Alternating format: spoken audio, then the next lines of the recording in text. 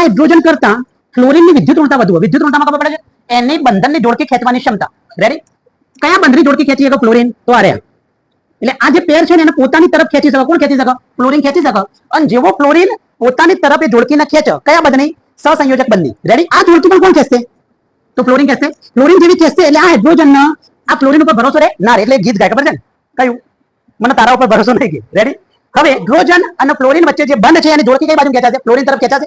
હવે આના ઉપર ઇલેક્ટ્રોન ઘનતાનો ઘટાડો ઉત્પન્ન થાય અને એ ઘનતાના ઘટાડાને પ્લસ બેલ થી દર્શાવાય, જેનો અંશતઃ વીજભાર કહેવાય. ધન વીજભાર. કેવો કહેવાય? અંશતઃ ધન વીજભાર. રેડી? એ કોના ઉપર ઉત્પન્ન થાય? હાઇડ્રોજન ઉપર. તો ફ્લોરિન ઉપર કેવું ઉત્પન્ન થાય?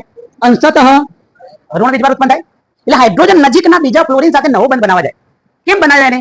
એને એવું લાગવા માંડ્યું કે આ બંધ આ બાજુ ખેંચાઈ જશે તો મારો જે ધન ચાર્જ છે એને ઘટાડવો પડશે. એને ઘટાડવા માટે શું કરશે? આ નજીકના ફ્લોરિનની મદદ લેશે અને એ અહીંયા એક નવો બંધ ફોર્મ કરશે, જેના કારણે